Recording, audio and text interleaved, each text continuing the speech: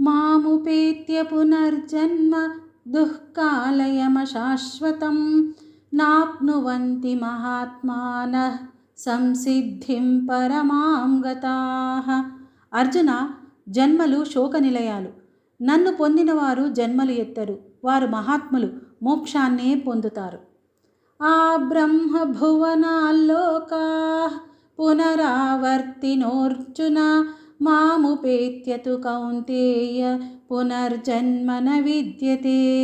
అర్జున, కౌంతేయ, నన్ను పొందినవారు మళ్ళీ పుట్టరు.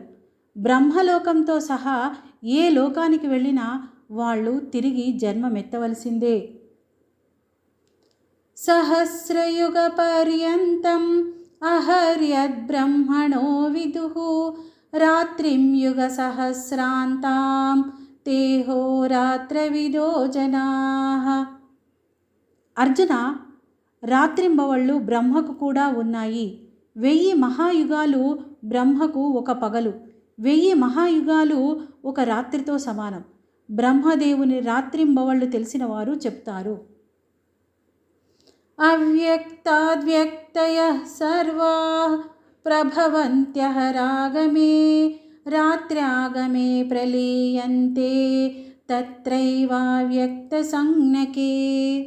అర్జున, బ్రహ్మదేవుడు పగలు ప్రారంభం కాగానే అవ్యక్తం నుండి భూతకాలమంతా వ్యక్తమవుతుంది.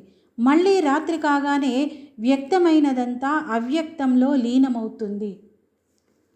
భూతగ్రామః సయేవాయం భూత్వా భూత్వా ప్రలీయతే రాత్ర్యాగమే వశః పార్థ ప్రభవత్యహరాగమే.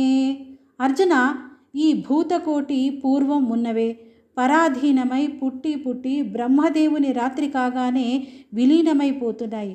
బ్రహ్మదేవుని పగటి కాలం రాగానే తిరిగి పుడుతున్నాయి.